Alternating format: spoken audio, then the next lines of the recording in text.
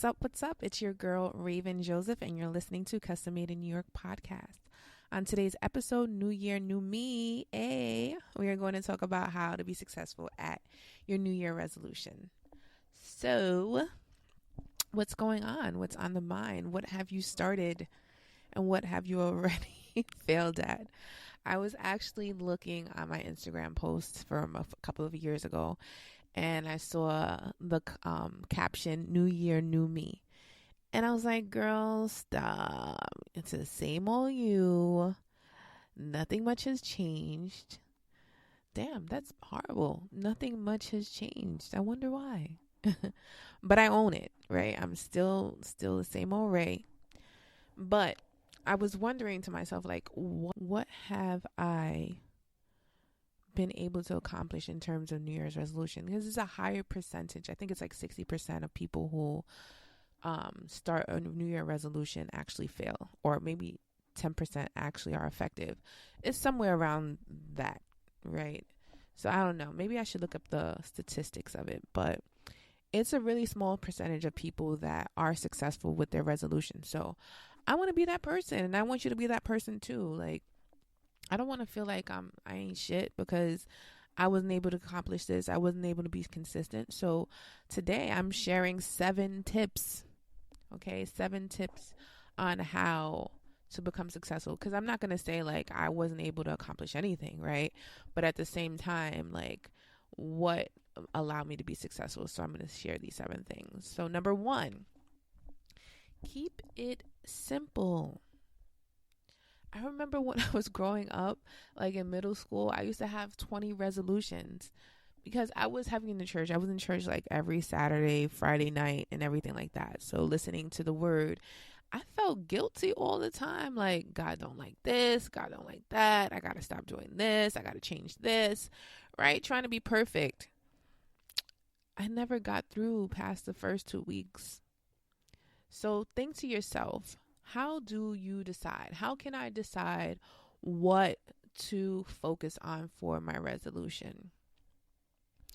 The way I would suggest that you do this is, what is one big thing that if you accomplish this big thing would make you feel good on the inside? Like, yo, I did that.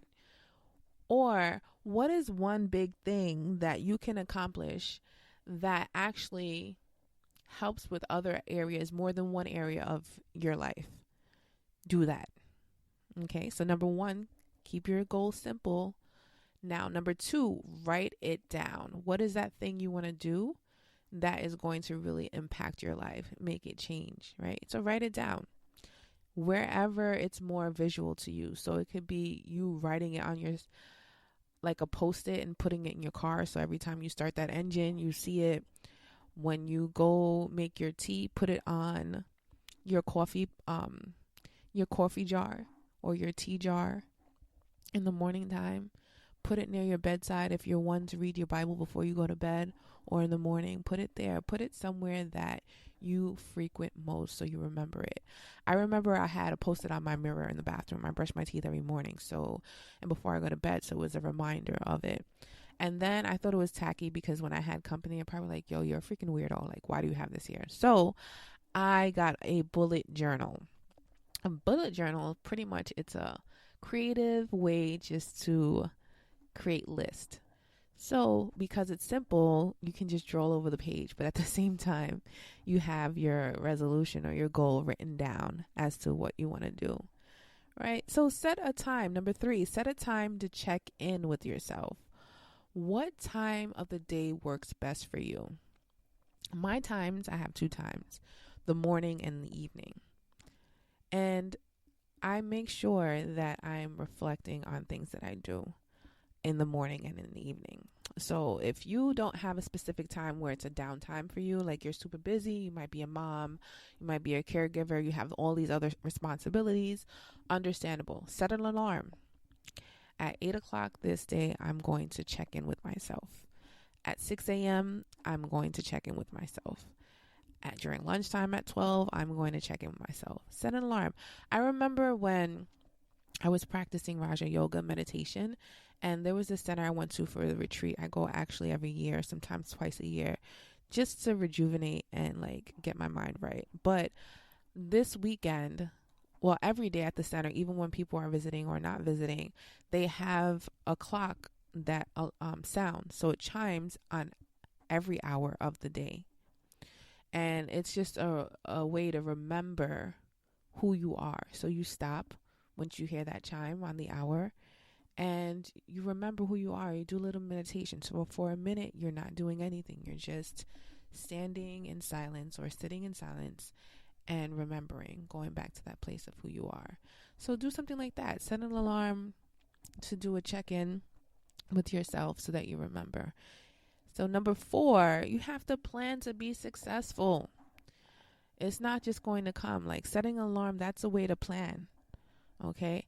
Ask yourself what steps you want to take or you need to take to be successful that are reasonable for you. So for instance, you want to stop eating meat. So these are the things that I need to do. And you can put this in your notepad or wherever, write it down next to your goal. Like, these are the things that I need to do in order for me to be successful. I need to plan my meals so I'm not just eating randomly. I need to create a grocery list, a shopping list. Now that I'm not eating meat, I can't, like, it got to be interesting, right? What can we substitute for this meat? And also think of healthier, especially at work. I know there's no healthy eating options near my job.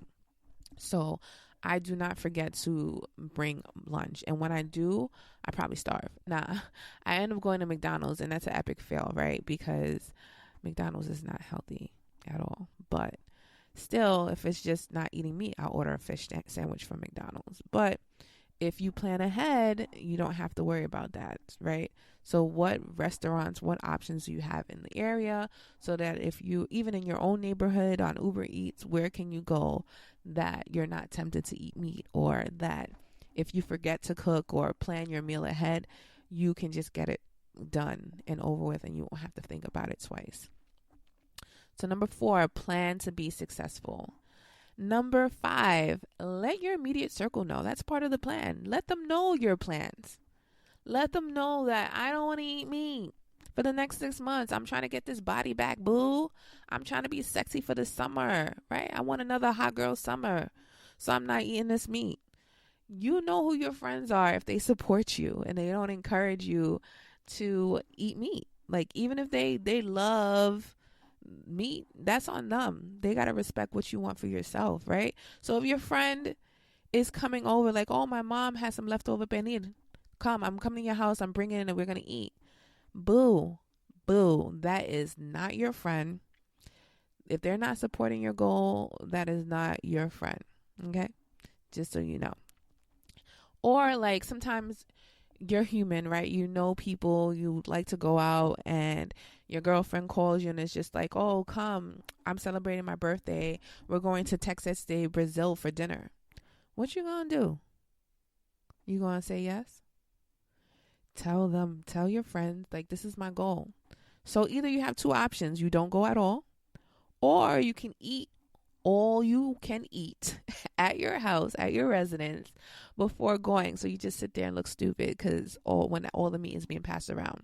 Or you can just say, like, listen, I'll take you out, another day. We'll spend time together to celebrate your birthday. But because I'm trying to focus on eating better, not eating any meat, I don't want to be around the temptation. And they should respect that. They really should. They really, really should. I know for me personally, I had this goal of not gossiping or not listening to gossip, right? Because I feel like it's tempting to know the tea, to listen, like, damn, that's juicy, right? So my old job, I taught at for about 5 years. I knew mostly all my homies were there. Like, we went to college together. It wasn't even like we were working together. We were actually friends. So it was so good. Like, you just know everything and, you get into those moments of gossip. But my goal, I know I want to be right with God. I got to eliminate some things from my life that are not helping me to be better. So that was one of the things, to not gossip. So I had to try to plan ahead. So I planned ahead by either avoiding certain classrooms that I know were not healthy, or I would plan to make an excuse because I'd be missing my friends. I want to plan. I don't want to plan alone all the time. So, or I would plan something to say in case the gossiping started, like excuse myself, or I got to go finish this bulletin board.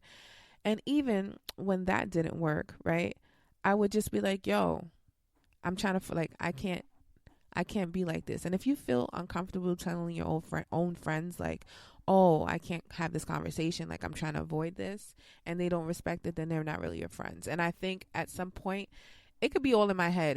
It was all in my head because once I like spoke out, like, listen, we need to chill with these conversations. It's one thing to have somebody vent and tell you, you know, how they're feeling, but if it's like a constant, like every time I'm coming over here, you're talking about the same ish, ain't nothing changing, it's not progressing, then I can't help you, and I really don't want to listen to it. I'm sorry.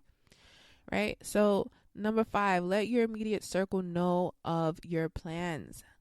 Allow them to support you. And if they're not supporting you, then you know you got to distance yourself, and that's that. So, number 6, it's okay to slip up. You are a human being.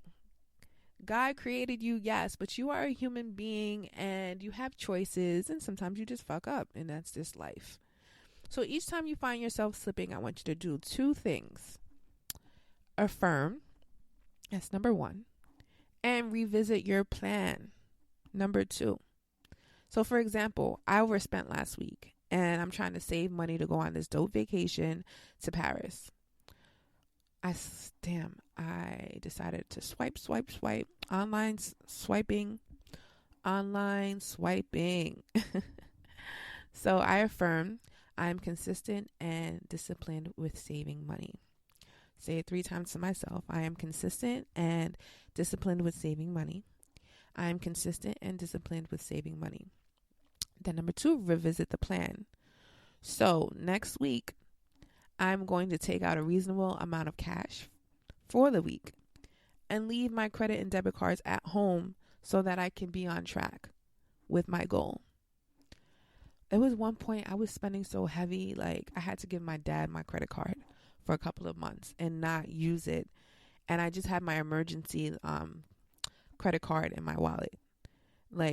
And I got back on track. But sometimes you got to revisit the plan. If this is not working, what do I need to change to make it work? This is a process. This is not, oh, I'm going to stop doing this and then voila. No, you got to put in that work, boo.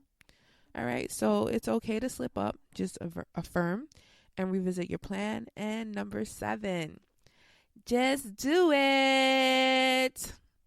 Don't feel discouraged. Go hard or go home. No, I'm kidding.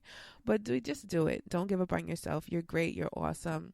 You have all the will and all the power and all the strength to be committed to achieving these goals. So it's not new year, new me, but it's new year, same you. You're just evolving. Don't ever forget that. Good luck on the new year and your resolution. I want you to let me know what your resolution is and how you plan to achieve it.